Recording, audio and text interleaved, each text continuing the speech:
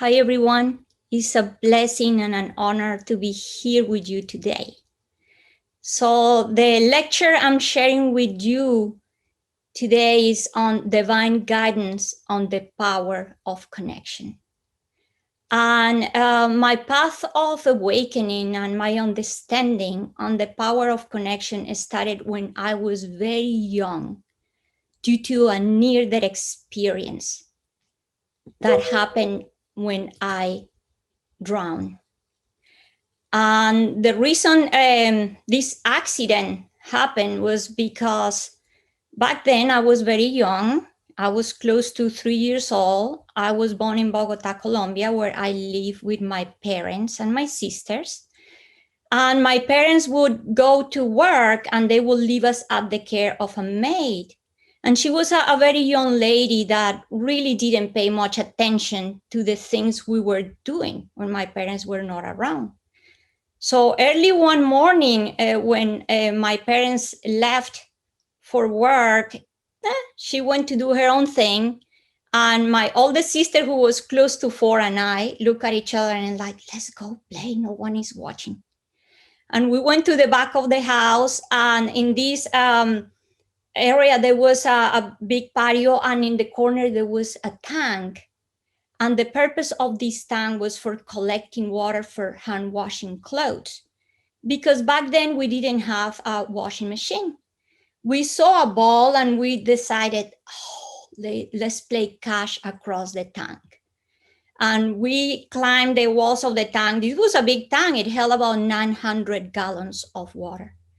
And then she sat on the flat surface for scrubbing. And I went on the other side and it was a thin edge. And I was bending my legs there very precariously, but hey, we were just having fun. My sister grabbed the ball, she threw it, but she didn't apply enough force. And the ball fell on the water. And I just leaned forward thinking that I could grab it. And the moment I tried to grab it, it rolled. And I lost my balance and fell in the tank. The first feeling when I fell in the water was the sense that this water was frigid cold. People have the idea that because I come from Colombia, I come from hot weather country. But I was born up high in the Andes in Bogota, almost 10,000 feet. So the temperature early in the morning and in this tank probably was about 30, 40 degrees Fahrenheit. So imagine the first shock was like, this water is freezing cold. And then it came the next shocking realization, why I cannot breathe. We didn't have a pool. We didn't have a bathtub, and I have never been in a pool. So my head never had been underwater. So at this moment, I am in this shocking realization, what is going on? I cannot breathe. And I wanted to come out of this tank, but I didn't know how to swim.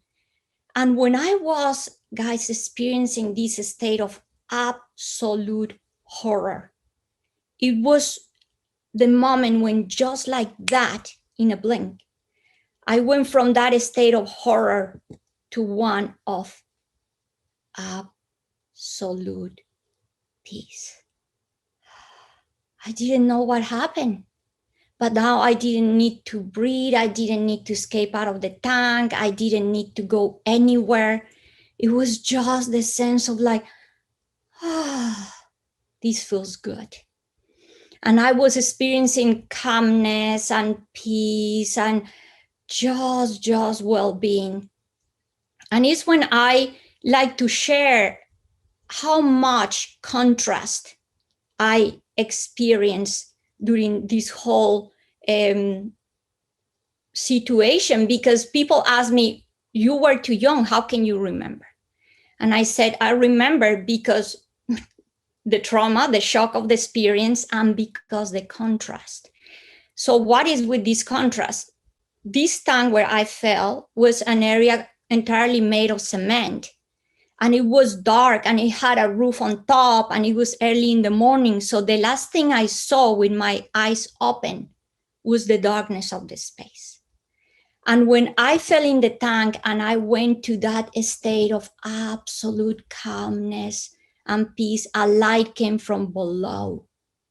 And this light started to illuminate the whole watery surrounding. And it was that sense like, wow, now there is light. And the next thing that happened, the next contrast that I experienced was that right before I drowned, I could hear my heart pumping in my chest like a big drum. I could hear it in my head, just like boom, boom, boom. And the moment I went to the state of peace, silence, stillness. And it's what I say to people, it's like experiencing the silence behind the silence. And it was a silence that I crave for the rest of my life. And at this moment when I am in this, with the light, with the silence, I started to see bubbles. And these bubbles were surrounded by light. And it was by chasing these bubbles that I turned around. And it's when I saw a body suspended in the water. And at that moment, when I saw the body, I didn't feel scared. I didn't feel surprised. It was the sense of like, oh, that's my body. And this already had happened before. It was that sense of familiarity. And it comes the other big contrast. I was born as a very sick child. And I spent almost the first 3 years of my life feeling very unwell. So imagine now I am in the state of absolute well-being. So what do you think I did when I saw this body? It was, oh no, I'm not going back there.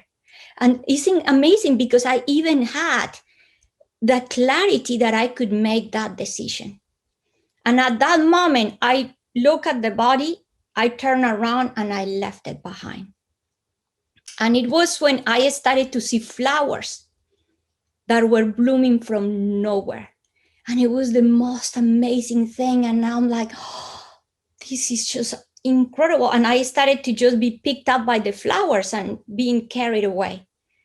And then I am just in this state of absolute joy.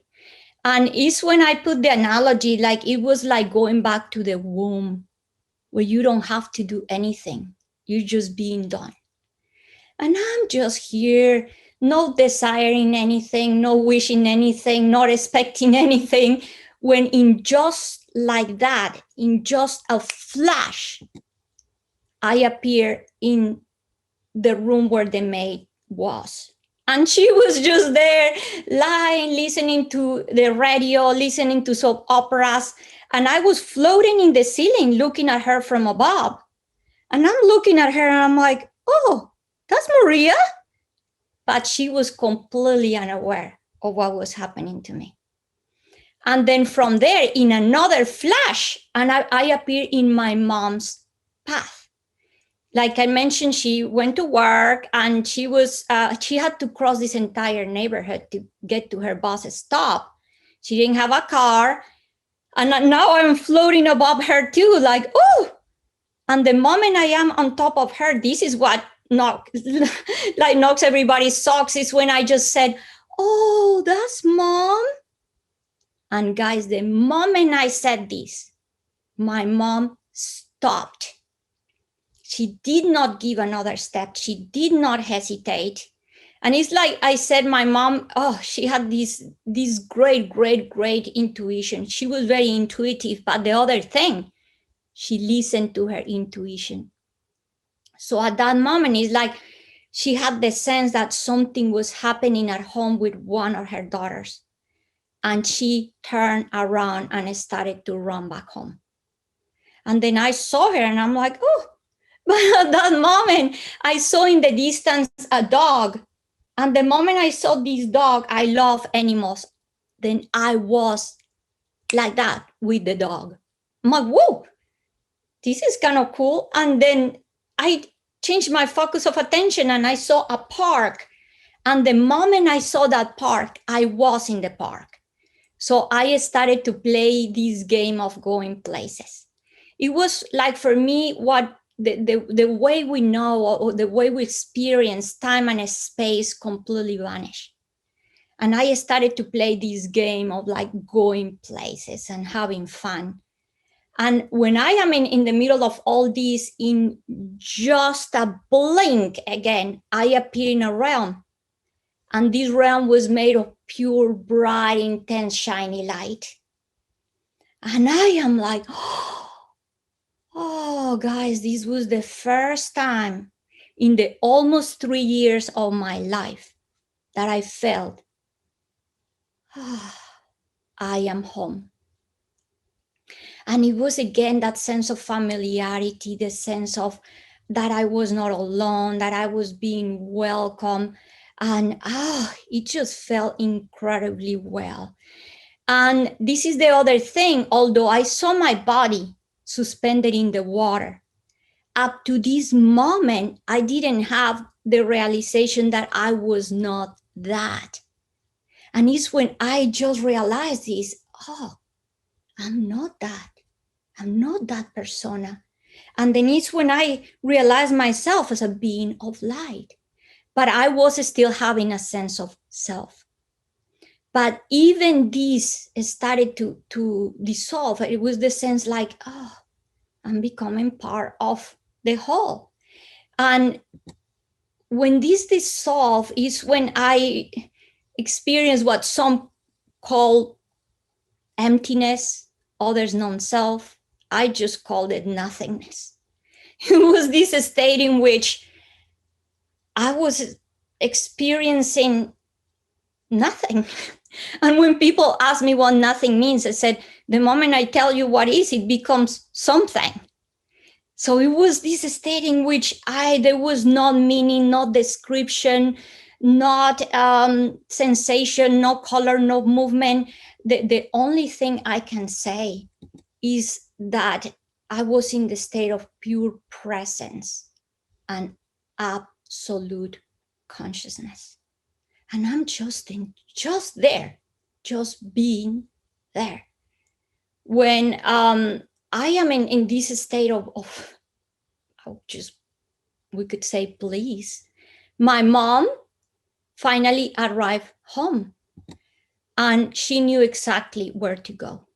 And she directed herself to the back of the house. And although we live in a very big house, that's incredible. She didn't waste time going to any other room.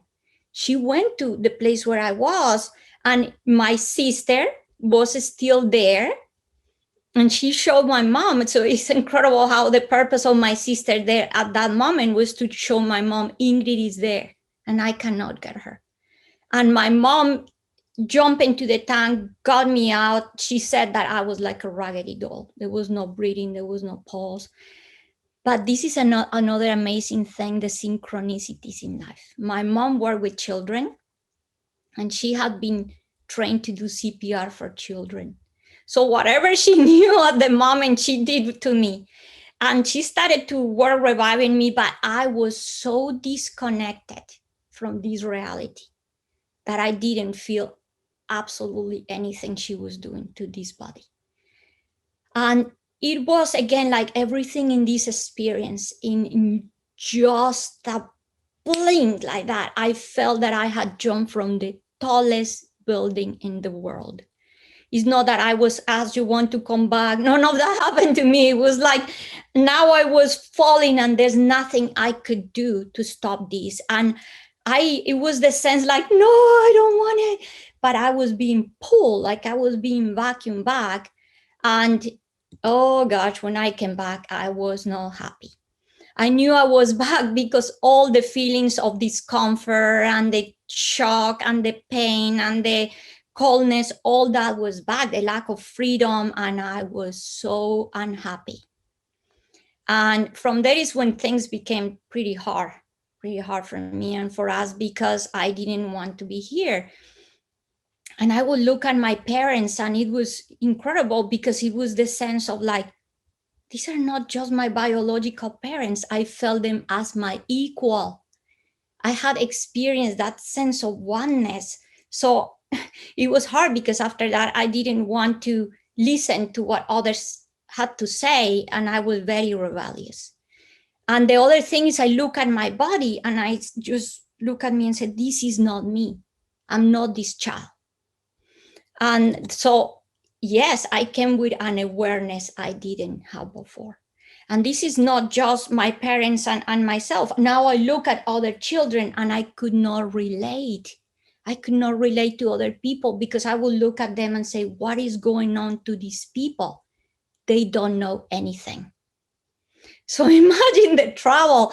And the next thing that happened that actually validates also what was the change that I was presenting as a child was that I started to show abilities I didn't have before experience. So no long after, remember, I'm telling you, I'm almost 3 years old. And now I can read and write. I can resolve mathematical problems. I can put together complex puzzles. And my mom being a teacher and the family around, it was what is going on with this girl?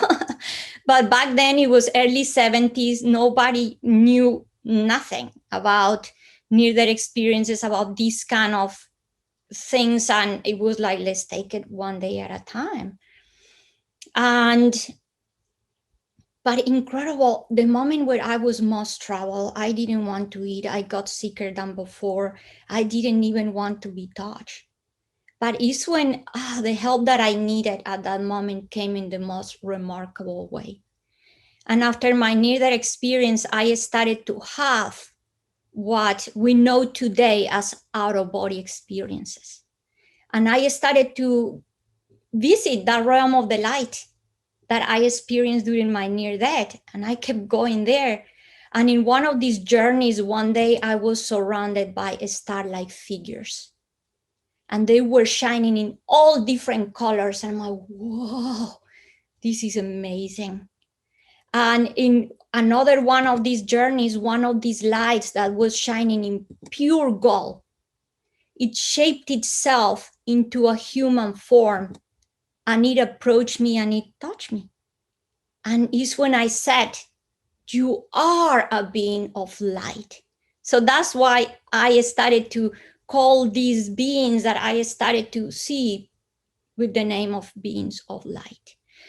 And because, guys, I felt so still disconnected. It was, even though I was seeing these beings and it was amazing, I was still having a hard time. And this is the other thing. I was feeling so well visiting this realm of the light that all I wanted to do was to sleep. So there's a moment where balance had to happen. And it's when one day I'm taking this shower, relaxing in the shower. And I was close to 4 years old when this big blue light appeared in the bathroom. And it's when I said, oh, now the beings of light are here. And I started to see them everywhere. I could smell, when they were around, I could smell the sense of like flowers, roses. And I started to just have the sense of, oh, that love, that I wasn't alone, that it was incredible. So I started to heal. I started to communicate more with my parents, my sisters, and I started to heal. But it came the other thing, because I didn't have that attachment with my name and with my persona. I was still throwing tantrums.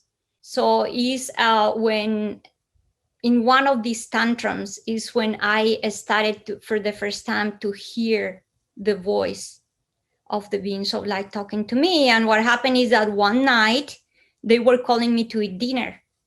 And now there was a new lady working in the home, and she's just calling me, Ingrid. And I was like, I would get so aggravated. Don't call me like that. Then she came and she's like, Ingrid, we're calling you for dinner. And I turned to her and I said, that's not my name. Don't call me like that. And she said, so what is your name? How should we call you? And I said, I do not need one.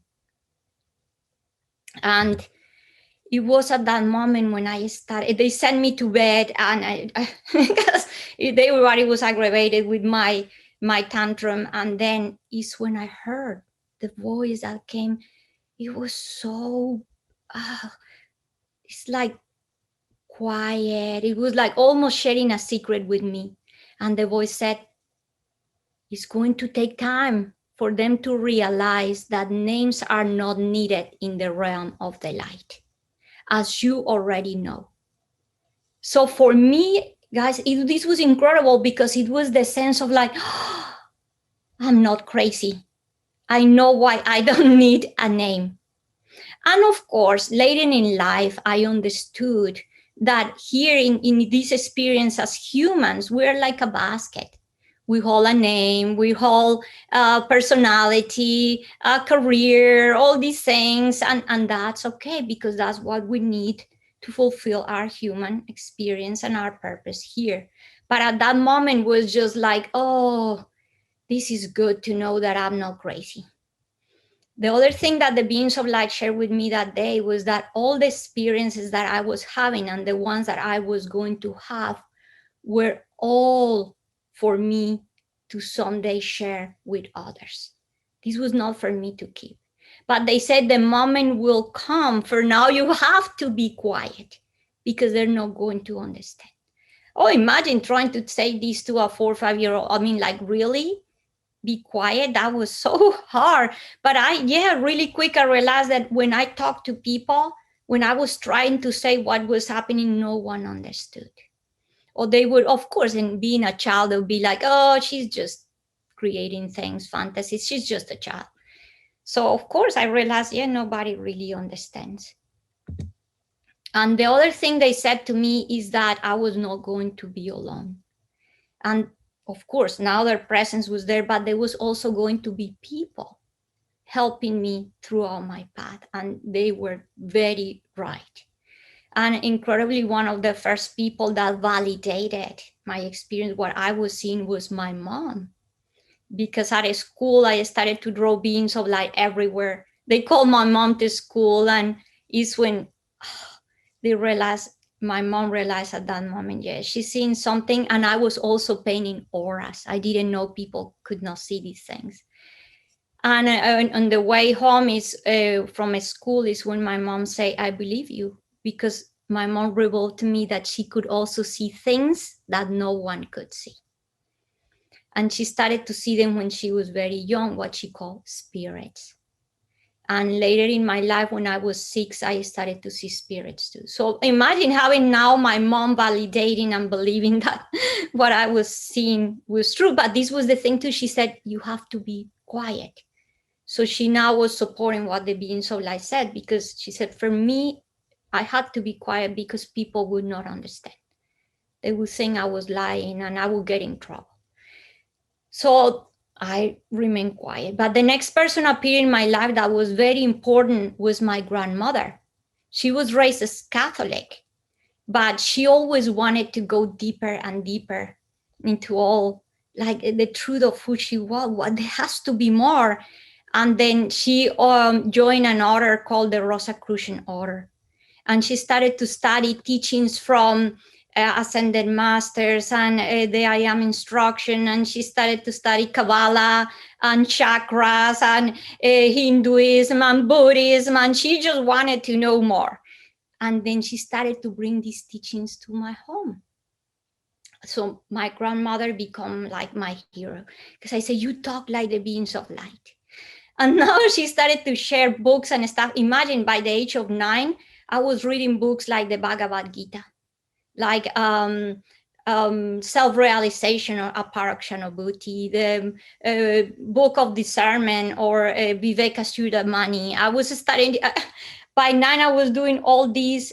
But the thing is that although I was having all this inside, I was thriving in all this spirituality, I started to feel trouble.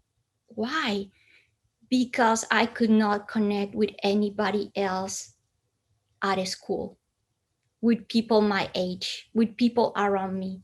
So I could talk to grandma and she would take me to places, and I went to meet these spiritual teachers. But in my daily life and at a school, I was not like anyone else. And I started to reject my gifts, and I started to think I want to be like others. I started to compare myself, and suffering came. And it was these moments in my life when I just decided and make this decision, like, beings of light, can I just be like everybody? So I was bullied at school. I was ostracized. I was the girl that was different. So when I joined college, one, I picked a career that helped me ground. So what did I pick? Science. And I became a marine scientist. And later in my life, I continued doing science and I got a PhD in oceanography. So all my life started to revolve about looking for things that help me ground. And there was at this moment when the being so like I was 19 years old, and they asked me if I wanted to become a teacher of spirituality, and I said, I just want to be a scientist and I want to be like everyone else. So I put the analogy that up to this point in my life, I have been a room with the lights on. And what happened when I said to the beings of light, can you just go away for a while and leave me alone? People say to me, like, how could you do that?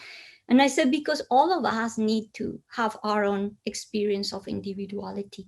And I said, it's not like the beings of light went anywhere. I said, like when you leave home to go to college and your parents are just one call away. It's not like they left or went anywhere else. Same thing here.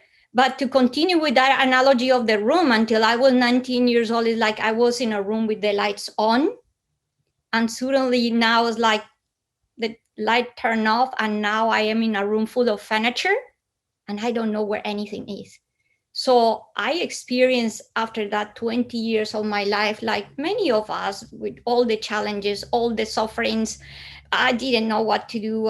But I reached a point where I have had, and through my career, although I had a very successful career, I became so disconnected with that I knew I was. With that connection I experienced in my early years and during my near-death experience, that I started to fall into deep depression. And it was the sense of like, yeah, I have these materialistic things, I have this career, I have all these, but I felt empty in my heart. And then in that moment, I have lived in a war zone for 3 years. I have had relationships that were abusive. I have had a lot of trouble, a lot of suffering. And it's when one night, I wanted to just end it. I started to think about suicide. And it's what I call, I went into the dark night of the soul, and I just wanted to leave this world. And it was the time when that night, I went back to pray. I went back to just go into that deep space of meditation. And I wasn't asking for anything around me to change. I was asking for clarity. And it's when I said, God, please help me see, because I cannot see. I have become blind. Please help me see. And then I went to sleep that night. Thankfully, didn't do anything else, just went to sleep. And I woke up, and the answer came in the most simple way. Nothing complicated. You need help. Go look for a psychologist.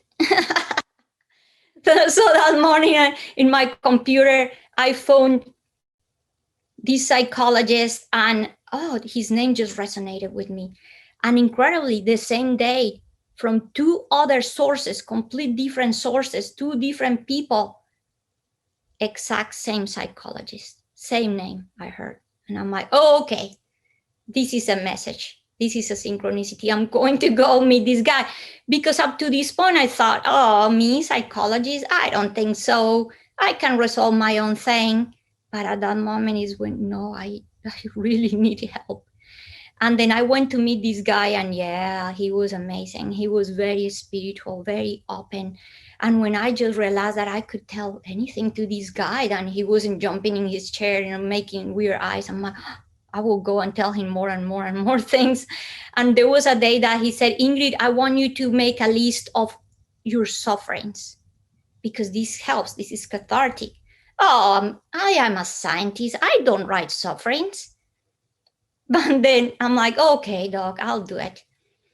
I wrote all these suffering. So this is parsing on life when we just feel this arrogant, like, but oh well.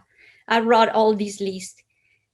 And then he looked at the list and he said, Ingrid, in my 30 something years of career, I've never seen someone suffer this much and be mentally stable. So he's like, wow. And I just was shocked. I'm like, what? I never thought that I just was the one that suffered this much or nothing. I was in shock. But at that moment is when this question that I have been asking myself since I was very young came to my mind, and a question that many of us ask ourselves, why me? Why this is happening to me? Why me? So I was, of course, in this state of like completely feeling that I was the victim of my reality. And at that moment, he gave me the perfect answer I needed to hear. And it was the answer that, ding, turned the light back on. He said, why not? And at that moment was perfect because it's when I realized that he had been listening. Because, and that is amazing, how much healing in the power of being listened and to listen to others. Because he started to say, look, Ingrid, thanks to this you have done that, and thanks to this you have done this, and thanks to blah, blah. He started to put all this stuff together, and it's just at that moment I felt like, like the bulb light up, and I'm like, whoa. And I started to see the purpose behind all my experiences. And it's when I started to connect the dots and realize, wow, all of these happen for me, not to me. And it's when I enter in the deepest state of gratitude I had ever experienced, because I saw every one of those challenges, sufferings, pains as the opportunity I needed to be sitting, for me to be sitting right at that moment in that room, having that clarity. The other incredible thing that came to my mind was the realization that none of that was happening anymore. It was all in my head. And I could decide what to do with it at that moment, right there. So what else I discovered at that moment? The true meaning of forgiveness. And it was the realization that there was nothing to forgive, because nothing had been ever done to me. Again, it was for me. Oh, I am in this state of like, wow. And I leave his office, and I had what I call at this moment in all this process, a big awakening. So I had an experience where I was 19, and this repeated this day again. What happened was that I was sitting in a bus, and now I'm sitting in my car. So this repeated. And I had that same sense of experiencing the state of emptiness that I had during my near-death experience, but in complete state of awareness. I'm in my car, and I'm in this state of like knowing that absolutely everything, guys, every cell, every pore, the windshield, the car, the wheel, everything was consciousness. Everything was what we call source, God. There was nothing that was not it. But earlier in my life, when I was younger and I had a similar experience, I had two questions, very profound questions. It was how is it possible to forget what we truly are? And when did we stop being one with the whole? And these questions resurface again during this experience when I am in the car having this big awakening. But these questions that I have asked since when I was very young, the answers came. And it's been like 20 years had passed since I started to ask these questions and formulate these questions. And again, it was the dissolution of time. It's like time didn't happen. And when I am sitting in the car having this big awakening, the answer came. And the answer came, this connection with the beings of light just again happened. I'm in the state of complete connection, and the answer came as one never stopped being one. One has never left the source. One just became distracted and seemingly forgot. And it's when the beings of light said, nothing is what it appears to be. And it all brings us to this beautiful teaching about the fish in the water. Not knowing that all the time the fish is looking for the water and it is in the water. And the beings of light gave me this other amazing analogy. They say it's like the water and the Alka-Seltzer. All the dramas, all the story, everything appears so solid. Everything you're seeing appears so solid. But what happened when you put it in the water? It dissolves. What happened when it dissolves? They said at the end is the sense that because everything dissolves, is that it disappeared, but it's still there. Everything is here and now. What happened is, and I love this quote from the book from The Little Prince from Saint-Exupéry that says, all that is essential is invisible to the eye.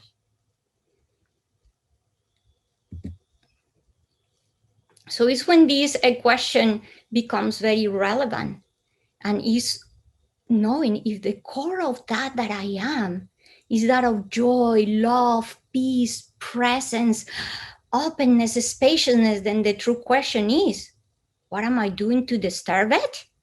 What am I doing to not be that? And it's when the beings of light said to me, the farther you move from the truth of that you are, the more misaligned you will become, and the more you will feel challenged. And they said to me, you think about, Ingrid, absolutely everything, the bird, the tree, the wind, the ground, the flowers, every cell in your body is at the state of presence now. Your cell cannot be thinking about yesterday or tomorrow. You'll disintegrate. It's in the present moment. What is the only thing that is not there? Your mind. And the farther your mind is from the truth of that you are, that presence, the more you're going to feel that you're disconnected, that there's trouble, that you're not aligned. And I love this quote from Eckhart Tolle that says, life is not here to make us happy. Life is here to challenge us so we can find that happiness within ourselves. So see, the thing is that we're looking in the wrong places. And this quote from Sri Nisargadatta Maharaj that says, failure and success are the very fabric of life. Learn from both and go beyond.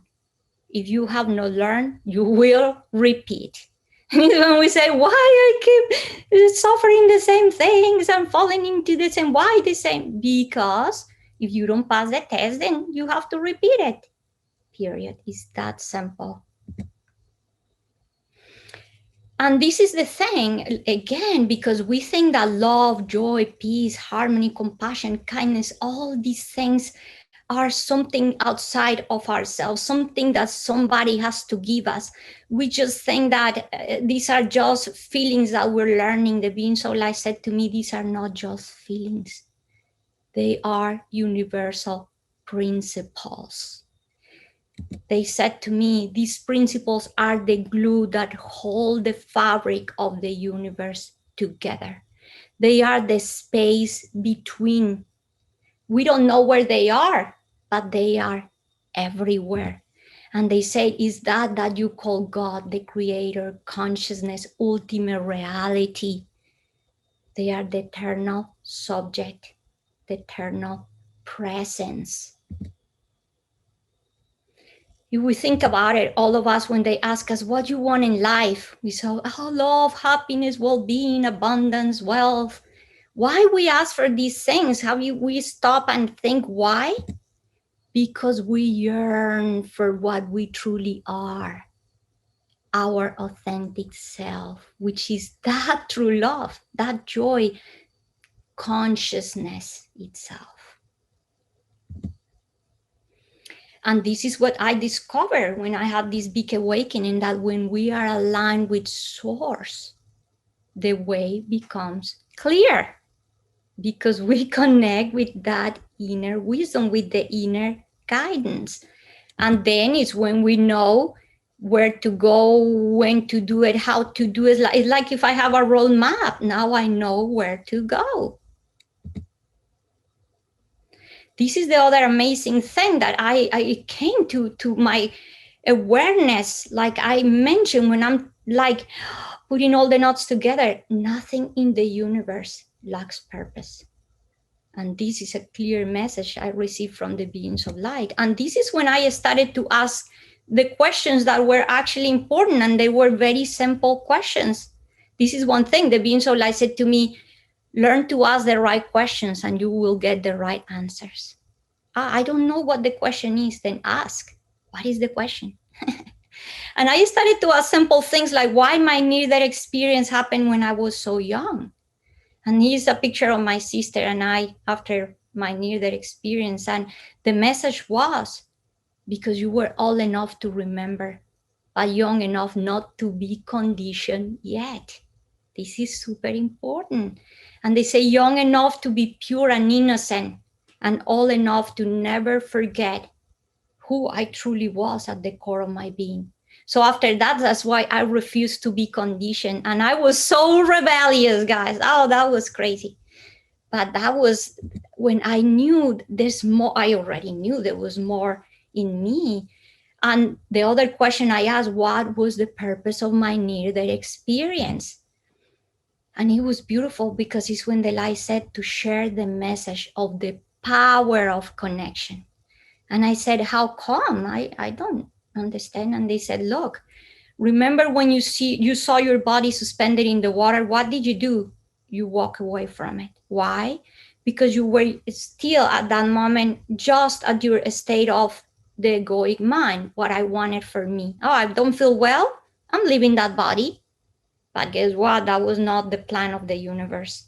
You were going to come back, Ingrid. That's what the being so light said to me. Reason why you went to meet the maid and you went to meet your mom. You went to ask for help. Oh, what? I didn't even think about that.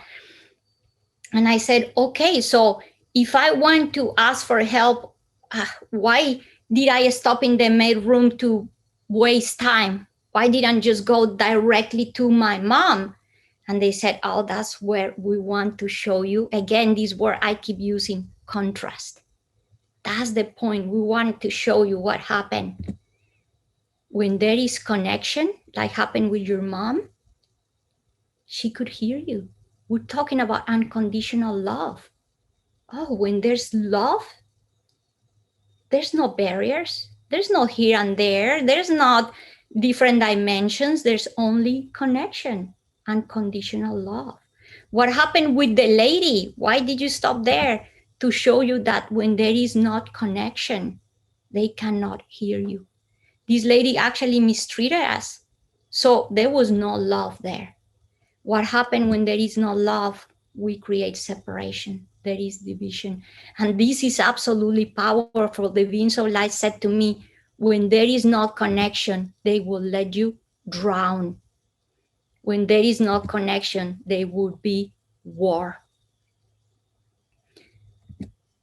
But what happened when there's that connection? We save each other. We help each other, we grow together. And now, again, we can feel that sense of connection with our higher self, with God, with consciousness, with the light. This is the other thing, like I mentioned to you before, I didn't understand, okay, all this oneness, all this, what is this uniqueness? And why we are unique? And that was one thing I didn't want to accept, my uniqueness. When I was growing up, we all compare ourselves with others and we all want to be like somebody else. And they said to me to show each other the full picture. This, guys, is so important, because is when they said to me, your uniqueness complete each other. We complete our the broken puzzle. And it's like if we could see the tapestry of the universe where each one of us is a thread. What happened if I pull that thread out of the carpet? Now there's a gap there. Same thing, what happened if I have the puzzle, the universal puzzle? If one piece, that unique piece is not there, the puzzle is not completed. So we are all working to connect all the picture together. I love this example of the fingers and the hand. Look, every finger is absolutely unique. But what happens if you chop this finger off? What is it going to do by itself? Absolutely anything. What happens when you put them together? Wow, they become powerful. So look, each finger is different, but they are all tied together to the same hand. Working together in unity, attached to the same hand in oneness. Oh, this is absolutely beautiful. And what happened when, imagine if one hand by itself can do so much incredible things, imagine two hands. Imagine many more hands tied together. And now we're not just connecting with each other, but connecting with nature, our mother nature, working together also with everything that God is giving us to experience our human experience. But this is the other thing. Sometimes in life, we can just become arrogant and think that I am too much or think that I am nothing. So I love this Zen teaching that says, when you think that you are too much, remember that you are but a speck of dust in the universe. But when you think that you are nothing, remember that you are as whole as the universe. Wow, this is powerful, guys. This is beautiful. The beings of light said to me, you didn't come here to be normal. You came here to be you, your exceptional you. And this is the other question. What is the purpose of time and experience then? And they said to help you remember who you truly are, to help you find the way home.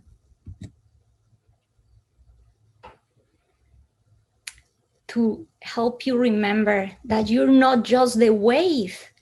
This is the journey to rediscover in a conscious manner what we truly are. That we're not just the surface of the ocean, but that we are the entire ocean.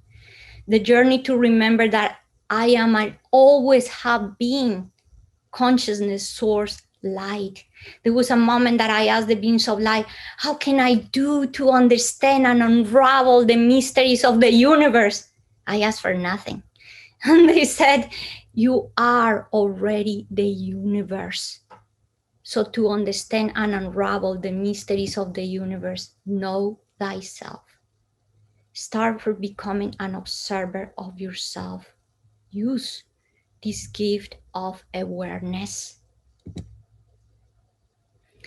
I love this quote from Sri Nisargadatta Maharaj that says, I am the light in which all dreams appear and disappear. That is the impermanence of the outer reality, like the wave in the ocean. So many waves, but the ocean is always there. The day we realize the dream as a dream, it is not needed anymore. It simply dissolves. Like it happened when I had these experiences of going into the state of just nothingness. When there is not a story, there is no time.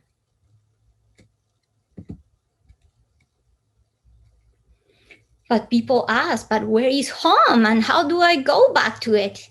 And that is this incredible analogy the beings of light shared with me. Even in my own experience, when I had my near death, I thought I had to go somewhere, that home was somewhere. And I wanted to die because I wanted to go somewhere. And it's when the beings of light said to me, no, think that you're like in an amusement park. And you put these goggles in your eyes.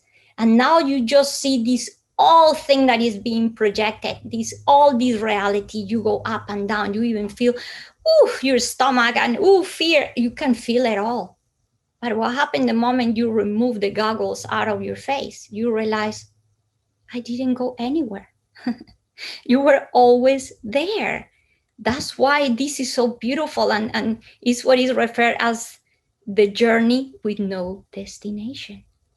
All of it is just happening for you to remember, I am and always have been that consciousness. I didn't go anywhere. So guess what? Home is not a place. Home is a state of being. And that is what I even experienced when I was so young after my near-death experience. When I was having out-of-body experiences, I was seeing beings of light out there, and I wanted to spend my days sleeping. What happened when the beings of light started to appear here, and I started to feel so well? Oh yeah, I don't have to go anywhere. I didn't have to go anywhere. I realized, it is the way I want to feel within myself. That's why Jesus, when they call it the kingdom of heaven, it's not nowhere to go. It's the kingdom of heaven is within each one of us. And this is another thing. Every time I share my experience, I always said, after my NDE, I kept having out-of-body experiences, spiritual experiences, blah, blah. So I said, for me, it's like the doors never close. And the beings of light said to me, of course the doors never close, because guess what? There are no doors. They said, you are the one that put the doors around yourself due to conditioning, due to all the beliefs, cultural beliefs, ancestral beliefs, religion, school, then all those layers start just forming around us. At the moment we're able to remove those layers, we realize that the light of the sun is always shining for all of us. Always, always. You can even close the window and just speak. Oh no, it is still there. It didn't go anywhere. And I like this quote from Charles Bukowski that says, can you remember who you were before the world told you who you should be? This is great, because that's why I became, again, so rebellious. I didn't want to be told. And what do we use to go back home? What do we do? Use the techniques that is being shared with us for, with humanity for so many centuries. Calm your mind. Go to the place of stillness. That's what I discovered when I had my near-death experience. Remember, I mentioned it. The silence behind the silence. And I craved it for the rest of my life. I would hide in closets, chapels, wherever it was, because I wanted that silence. And I thought again at the beginning that it was something out here, until I realized, and when I started to meditate, practices of concentration, we start from there, practice awareness, contemplation, meditation, that meditation is not a doing, it's a state of being. And I started to calm the mind and just go to that place of connection. So prayer and meditation, guys, are the way to go back home. And I love this quote that says, we cannot see our reflection in running water. It is only in still water that we can see. This is a beautiful Taoist proverb, and it's again, when you quiet your mind, guess what? When you go to the place of silence, you can listen, you can see.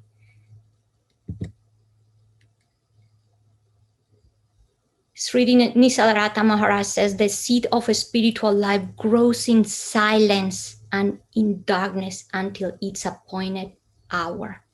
It's not that I can say, tomorrow I'm going to wake up, tomorrow I'm going to become enlightened. That's not something that you call to happen like that. No, you start. going to the place of silence. You don't even put it as a goal, because guess what? You already did.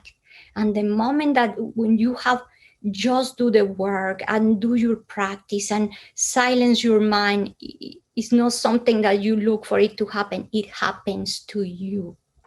It's like you put a seed in the ground. Every day you're not going to be there. Come out now. The moment is ready and it's been nurtured. That's why I put the good ground. It's been nurtured.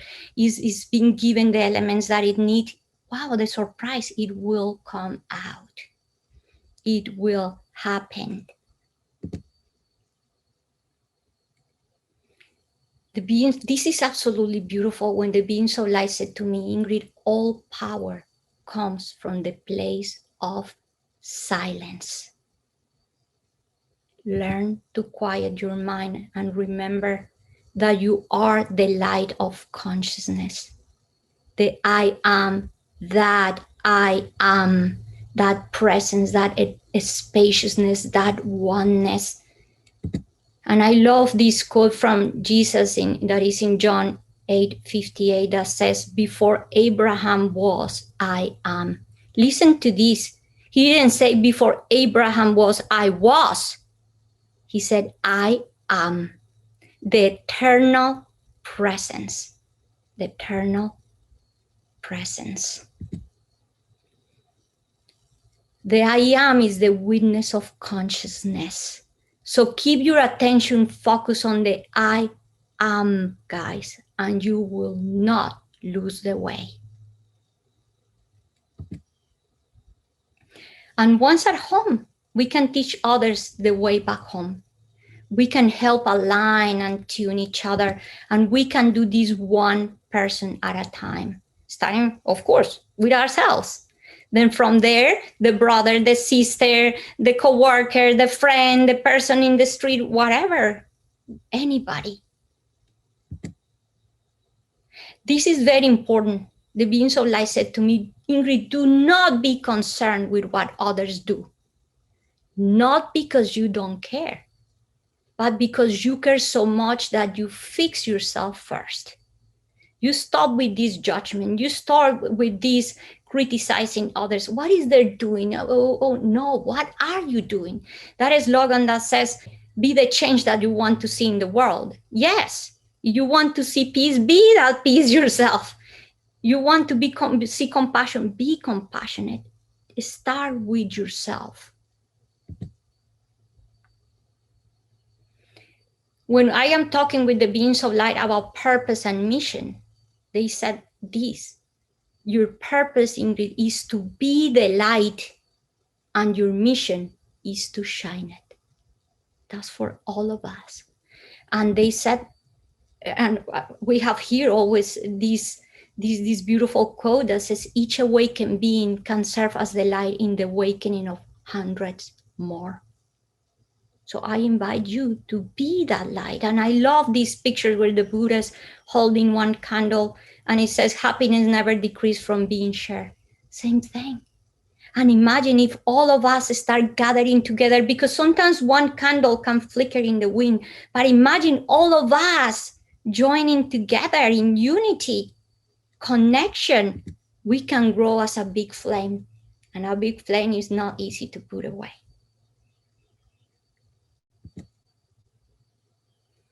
And this quote from Marcus Aurelius that says, humans have come into being for the sake of each other. So teach them or learn to bear with them. And how we teach each other? By example. Teach love by being love. The love, the joy, the peace that come from the state of being. Guys, be, and you cannot be wrong. The moment I had my big awakening and I asked the beings of light, how can I do or say to all these people? And I was still working for organizations like NASA, the Navy. And they said to me, the answer was amazing. They say, do or say nothing. The light of your awareness is all they need. And the time that you need to do or say something, it will become from that place of silence. from being.